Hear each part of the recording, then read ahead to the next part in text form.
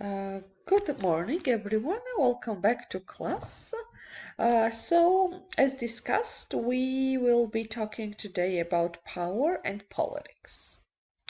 So, we will be looking at what are different power bases in the organization, how do people exercise power, how do we manage that power, and how do we prevent improper usage of the power. Let's first give the definition. If you remember, when I discussed the leadership definition on Tuesday in class, I mentioned that leadership was a social influence of one person to another to achieve common goals. But power is talking also an influence, but power is the capacity that a person can influence others' behaviors so that that other person acts in accordance with his wishes. So, what does it mean? For instance, I am exercising my power as a professor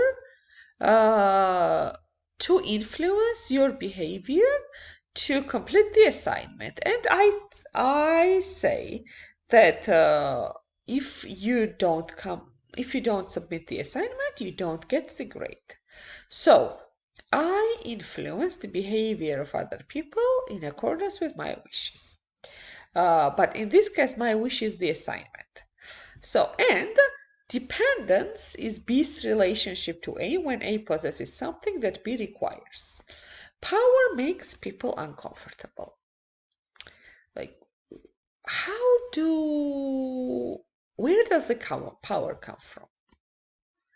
We had this discussion, where does the leadership come from? But where does the power come from? Is this money? Is this skills, education? Is this the authority or the position that people hold? So based on how people get the power, what is the source of power? There is a formal power and informal power. Formal power is based on the position in the organization. So someone holds a formal power in the company because they are a CEO or they are the executive director. Something that comes with an authority, with a formal leadership position. In the leadership section, we discussed that there are different types of power. One type of formal power is coercive power. Coercive power is that it is dependent on the fear of the negative results from failing to comply. So, what does it mean? If I'm your supervisor and if Mubarak is my employee, I will tell him that, Mubarak, if you don't complete this project, you will be fired. So Mubarak has a fear of negative results from not doing what I told him to do, and he goes and does it because I am using my coercive power. So coercive power, the base of this power is the fear of negative results. Another type of formal power base is reward power.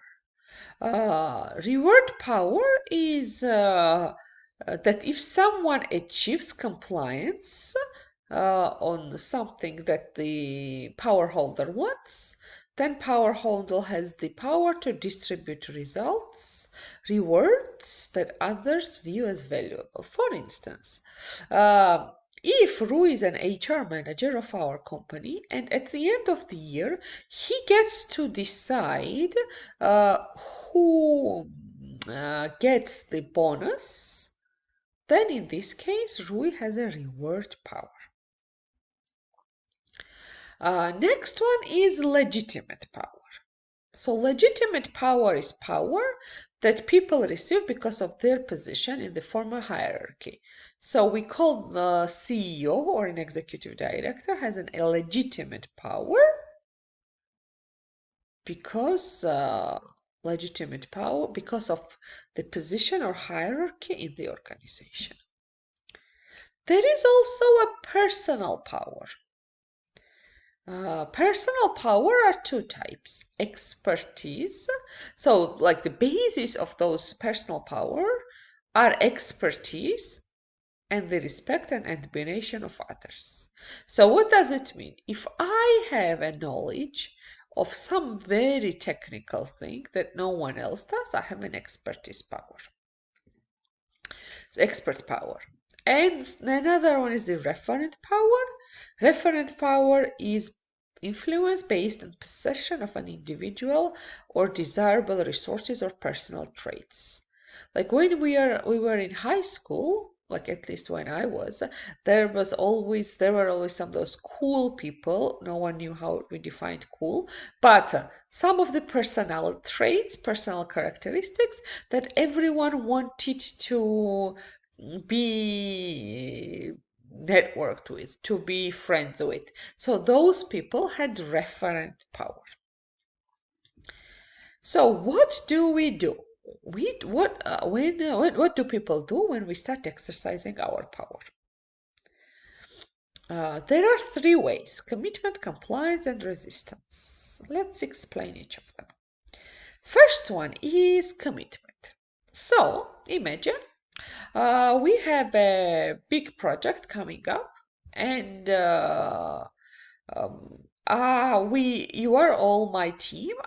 We get together, and I'll say, we have this big construction project coming up. We need to build this hotel in 1 year. 1 year, and we need all of your involvement. So I'm exercising my power to ask you to do something. Your reaction could be, first, commitment. You are all enthusiasm, and you'll say, oh yeah, sure, let's do it. We can make it happen. Let's do it. Let's tackle it.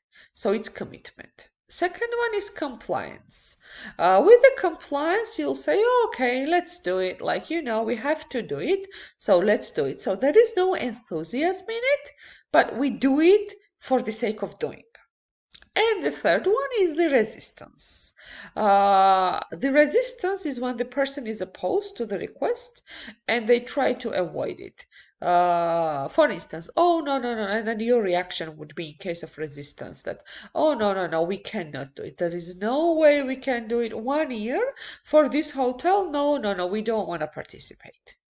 So when people start exercising power, three things happen from the audience: commitment, compliance, or resistance.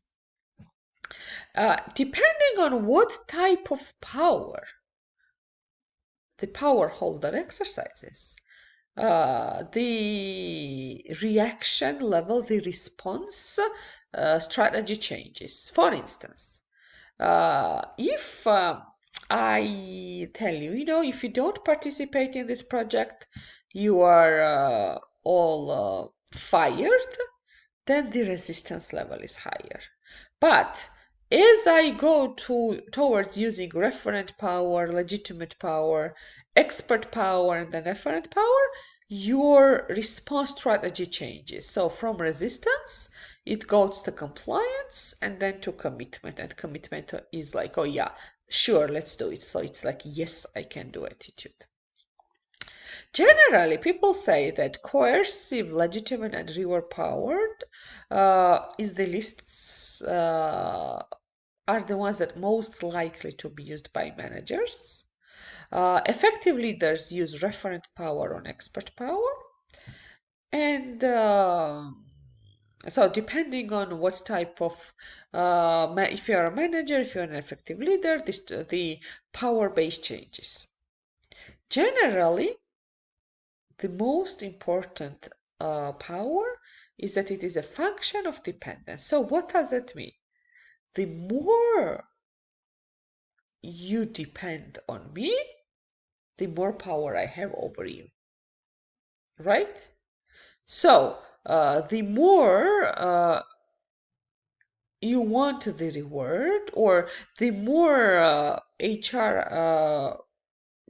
can distribute the rewards, the more we depend on HR's will to distribute it. So HR person has more value, more power, sorry. So the greater our dependence is on the power holder, the more power that person has. So let's see what creates that dependence, right? So like, why do we become dependent on someone else who holds the power? There are three things. Because it's something they have is important, because the resources are limited, scarce, and something they have is non-substitutable. So let's look at it. For instance, importance. Someone holds the power of so there is one position of deputy CEO, deputy executive director in the company. Everyone wants to participate in this recruitment process. Everyone wants a chance to get promoted as a deputy executive director. Everyone in the company. But the current CEO holds the power to make a final decision who gets selected for this position. Because this position is important for all of us, then in this case, our CEO tries to exercise more power, because he or she knows that this position is very important for all of us. Next one is scarcity. So imagine there is only one clicker that I use in class to switch the slides in the presentation. It's only one, and I hold it. And all the other professors want to use that too, but no one has it. So in this case, I, as this clicker owner, have the power to influence others to exercise, and I'll say, oh, no, it's not available today, it's not available tomorrow. If you do this, I'll give you this clicker. So I can start exercising my power because of scarcity of the resource that I have. And next one is non-substitutability. What does it mean? Imagine we are running a software development company. And we have one IT engineer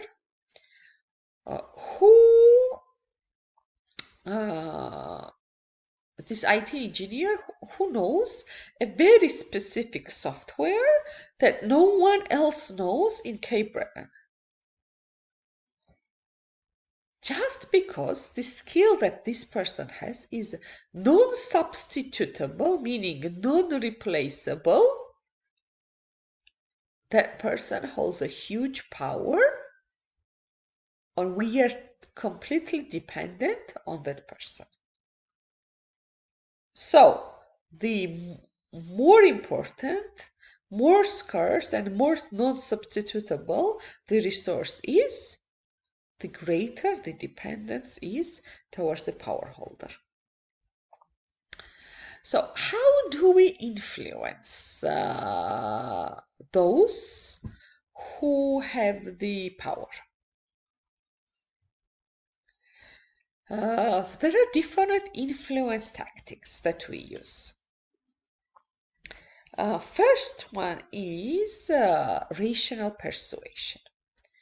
So rational persuasion means that person uses some logical arguments and factual evidence to persuade other person. For instance, we work in the company, and boy wants to develop new designs of the tables that we are producing. But I hold the power to make a final decision what type of tables we will be producing. In this case, she comes with logical arguments and factual evidence saying that, if we start producing this new type of tables, our sales will increase by this many percent, our customers will be happier, we get better profit, etc., etc. So brings logical arguments and evidence and tries to persuade me as a power holder to influence my power exercising. Next one is inspirational appeal. So, for instance, I can use, I want to influence the behavior of Xiaoting to make her lead a new project. So, and then that's why I can tell her, I have this, you are great, you can do this, you have all these skills, you've always wanted to become a project manager, and this will be a huge promotion, like huge experience for you. So I'm trying to use my inspirational appeal or to increase her confidence so that she can take that action. There are other influence tactics. Please read carefully all of them. But some of them that I'll also mention is exchange. For instance, I'll tell you, if you come to class, you get a 10% attendance. So I am influencing your behavior with exchange of something, right? With exchange of tangible benefits. Sometimes we try to influence others' behaviors by appealing on our personal feelings, like our loyalty, our friendship, and we say that, we've been friends for a long while, or you know how much I care about you, why don't you do this? So we influence others' behaviors through feelings of loyalty and friendship. Another way of influences others' behaviors is pressure. Pressure is when we threat someone, demand something from someone, or intimidate to convince others to comply with their request. So we'll say that, if you don't do this, I'm gonna fire you. If you don't do this, I will go and threaten your family members. Something that uses threats, intimidation, demands to convince or influence other person's behavior. Some influence tactics are more effective than others, right? And like you can see here that rational persuasion, it has down upward influence, meaning that how I can influence my supervisor. Downward influence is how my supervisor can influence my behavior. How do we apply? So how does power affect people? Sometimes we exercise our power too much or over exercise the power. And we try to use our power not in an ethical way. Sometimes we have unequal power. Unequal power means that people engage in harassment in the workplace because typically abusing their power position. For instance, if I'm your manager at the workplace, you are my employee, because of my position, I get more power and I try to harass you, or there might be harassment between coworkers. Generally, the legislation defines harassment. So this is a two Canadian government's legislation. It is a harassment policy on harassment and prevention. And harassment is defined as improper conduct by an individual that is directed at and offensive to any other individual in the workplace, including at any event or at any location related to work that the individual knew or ought reasonably to have known would cause offense or harm. It comprises objectionable acts, commands, displays that demean or belittle or cause personal humiliation or embarrassment, and any act of intimidation or threat. It includes harassment within the meaning of the Canadian Human Rights Act based on race, national or ethnic origin, color, religion, age, sex, sexual orientation, marital status, family status, etc. So this link is uploaded on Moodle. You can see this, and please read that carefully. I highly recommend it because it's a nice tool to see how harassment occurs, where harassment occurs, and etc. With the harassment, there is a workplace bullying and sexual harassment too, and discrimination. Let's watch a small video which talks about what is difference between harassment, discrimination, and bullying.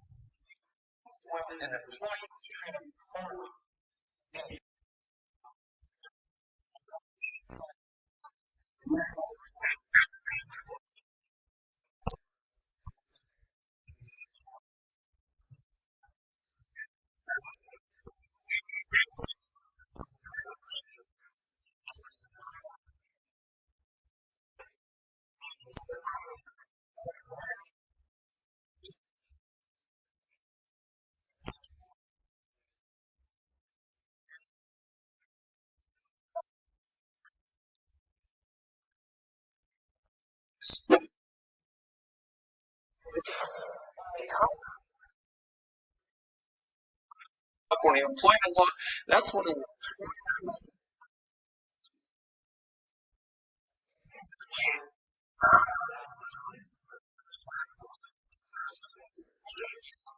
talk about it in a minute. But I need you to ask me. The employment act. Hey, reschedule the shift to be with somebody else.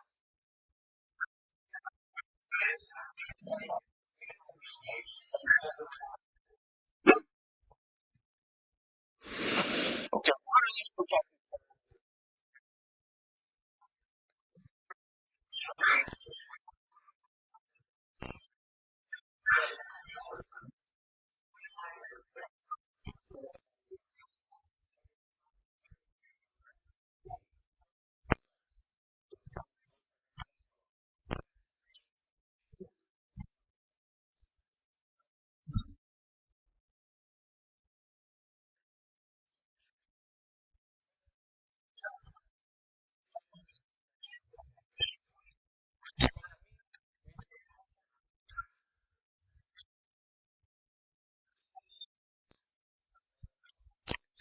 In contrast,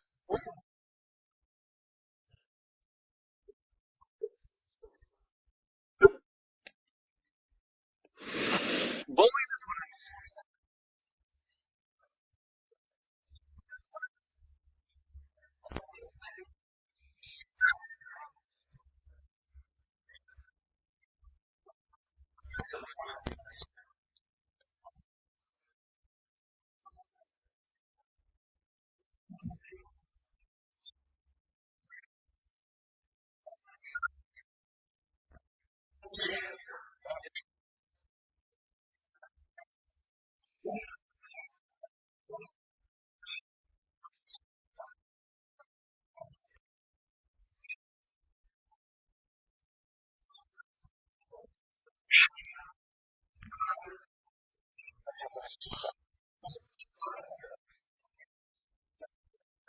treated like to avoid legal issues.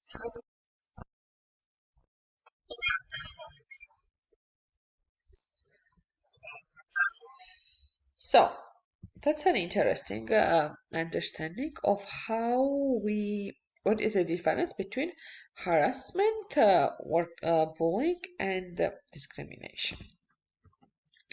So bullying can happen across levels of the organization or among coworkers.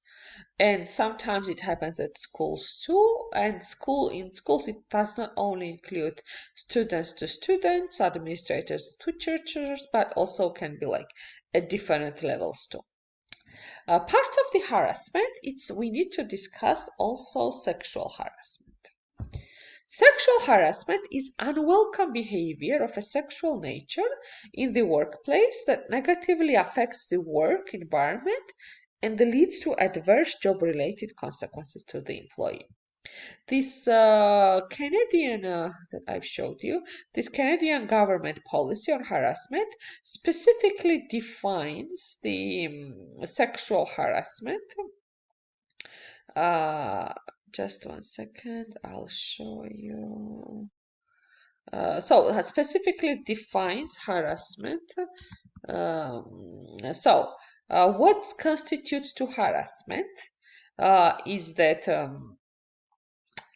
criticizing, insulting, blaming, reprimanding, or condemning an employee in public, statements damaging a person's reputation, making sexually suggestive remarks, physical contact such as touching or pinching, removing areas of responsibility for no real reason, constantly overruling authority without just case, and blaming whenever things go wrong without just case. And any type of social invite with sexual overtones or flirting with a subordinate is a sexual harassment. Any type of unwelcome sexual advances, which may or may not be accompanied by promises or threats, intimidation, verbal abuse, blackmail, yelling, cursing, kissing, or fondling someone against his or her will could be considered assault. Physical, verbal, social, and cyberbullying, and etc. And it has nice scenarios with examples what may or may not constitute a harassment. And just one example that I want to tell you now is that, for instance, Bob is a supervisor. Dan is one of his staff, constantly does not finish his tasks and leaves them for the person on the next shift. Bob has spoken to him twice in a courteous manner and has left him 2 notes. As Dan's performance does not improve, Bob meets him again to discuss work objectives, standards, and deadlines. Like, is it a harassment? Like, maybe, but it says that Bob meets with Dan a third time and becomes impatient with him by raising his voice during the meeting and by making some of the accusatory statements. But Bob speaks to Dan in a belittling, demeaning manner and calls him a slow, lazy, and incompetent person. In that ways, if that was a like so, if in a fit of a rage, Bob throws Dan's report in the garbage and laughs sarcastically at Dan. If and that way Dan feels offensive and humiliated, that way it is a harassment. So please read other cases too. It is very like interesting and very real life examples. Uh, Real life examples. As for back to my topic about the sexual harassment, is that sometimes we assume that that person wanted to be nice with us, just wanted being friendly, but any type of unwanted physical touching, recurring requests for dates when the person is clearly not interesting, or some of the threatening intimidation that a person will lose that job if he refuses any type of sexual proposition, it is a sexual harassment. And it is very interesting that Each company has usually a hotline where we can report any type of harassment, including sexual harassment. And I think I've talked about this other times during when we discussed multiple times how culture influences our behavior. But sexual harassment can also be sometimes interpreted as differences in culture, or so we need to be very careful when we are in new culture or when the other person doesn't understand our culture, how we behave. For instance, I was part of the project that was funded by Norwegian government. And by now we've discussed this, the Norwegian are low context culture country, meaning that they only uh, share their points by words. They don't use any type of nonverbal communication. And we were in Georgia, which is more of a high context culture country. So we are at the dinner table, and in Georgia, it's very common that the men would open a water barrel and offer a drink to others, just like if they wanted some water too. My supervisor, who was a male, he also did the same, opened the water barrel and offered to this Norwegian lady, and she refused. No, no, no, no, thank you so much. I can do it by myself too. She went back to Norway and filed a case of sexual harassment. So, and then they had an investigation, and of course, he wasn't accused at the end, but that also damaged his reputation. Another example was that I had a uh, boss, supervisor, head of like CEO of the organization, and somehow a couple of the females in our company did not like his ethnic origin, where he came from ethnically, and they discussed, these ladies together, what could they do to uh, fire him, or or kind of what to do in order to avoid working with him. And these ladies filed a harassment case without any proper like evidence to the headquarters that he was harassing them, he was giving them like unethical look or any unwanted physical touching. The investigation came. He was not accused in the harassment, but he changed the work location. I mean, these ladies achieved what they wanted, but in a very improper way. I want to show you one video now, which is also interesting, which is very real life as well.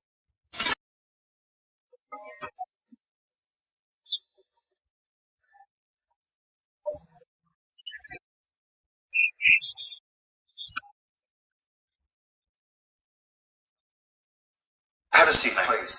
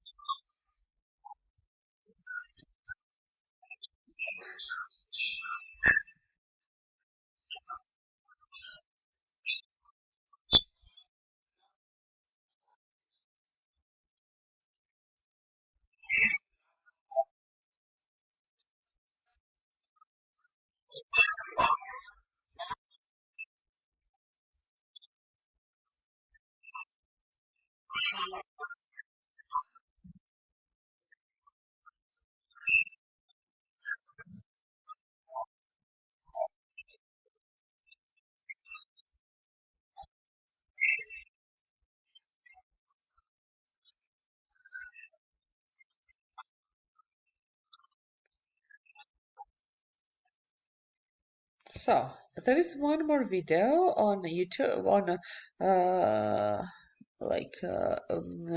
Moodle, which you can see about the same topic. But it, as I said, it happens in many places, and our obligation as an employee is first, once you start working, read what's their policy, or if something happens where you can report that, and it is okay to talk about it and to report it. And I think we discussed this one. So for us as the company, it is very important to have an active policy.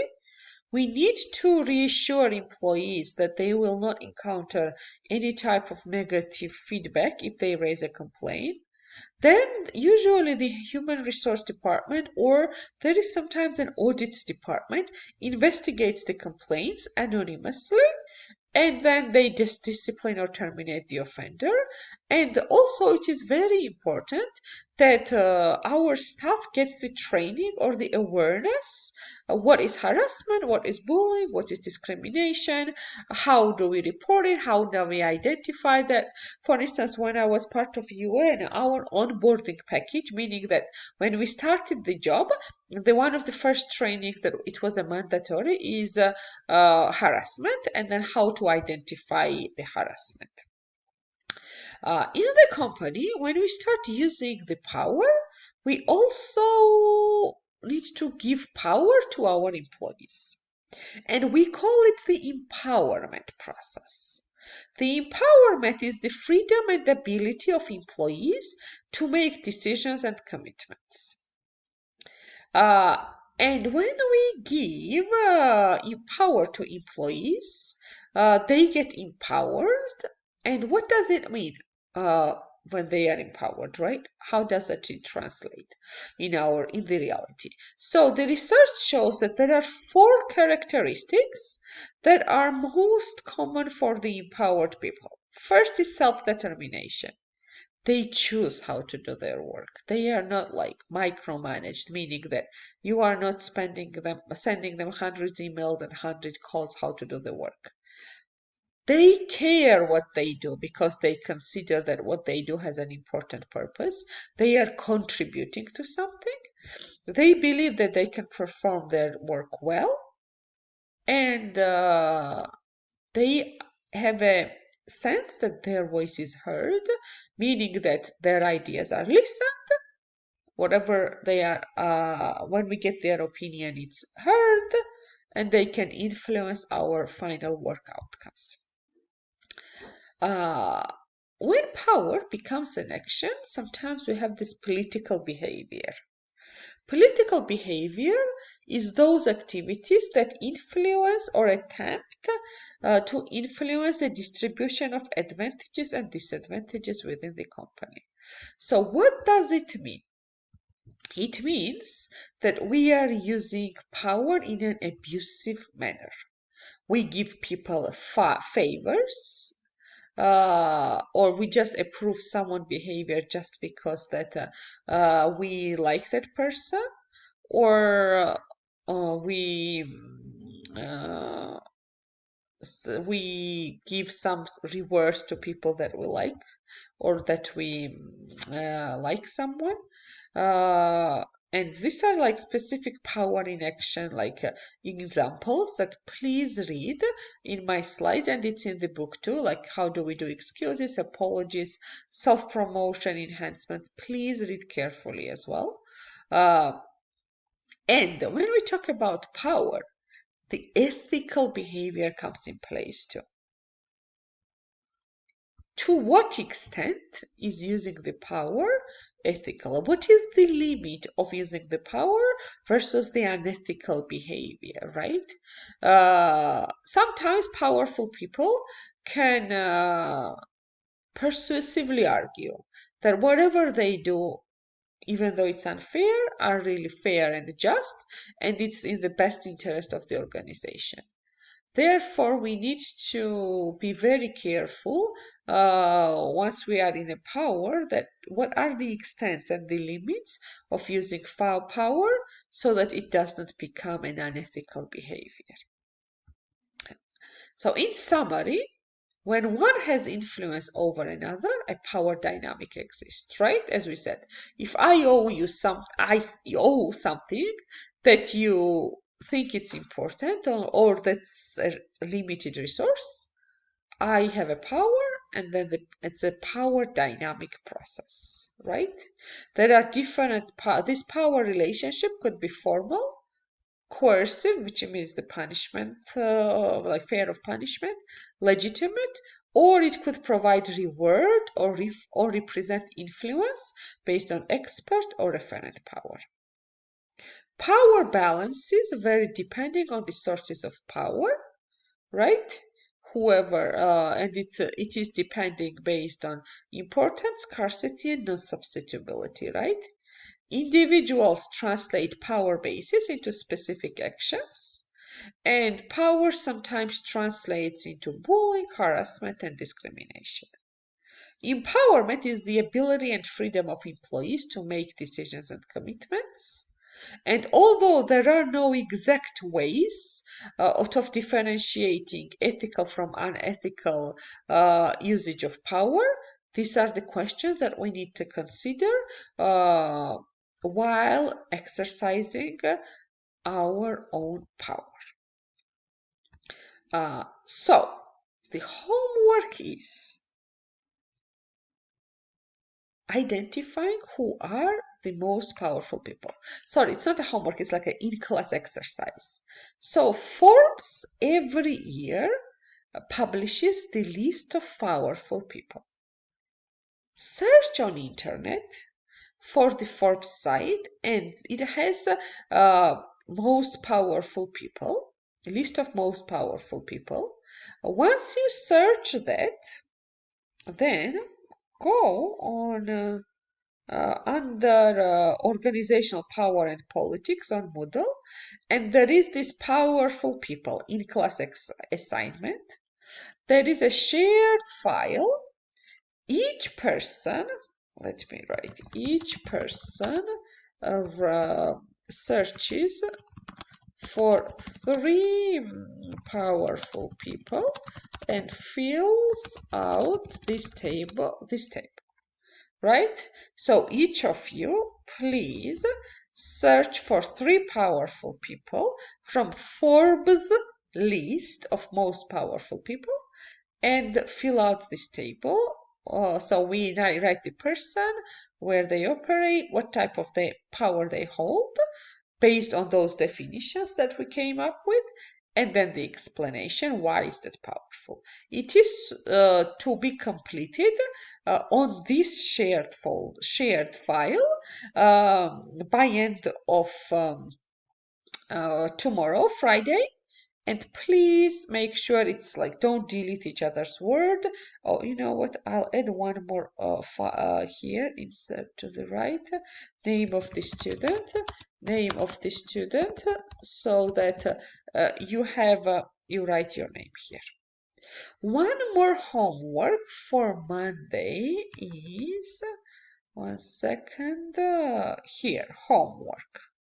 Not Monday, Monday is a holiday, for Tuesday. So homework, there is a question, and the same like we did all the other times, you read the question, you read response, and then come with a small presentation on Tuesday.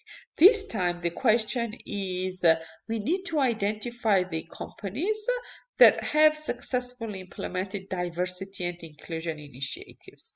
That means that have they done anything to ensure better diversity, equity, and inclusion in the organization? And what did they do? How did they do? What are the challenges? And what were the final results? So this is a homework for Tuesday. Before that, please fill out that table, as we said. And other than that, have a nice weekend and see you on Tuesday. Thank you.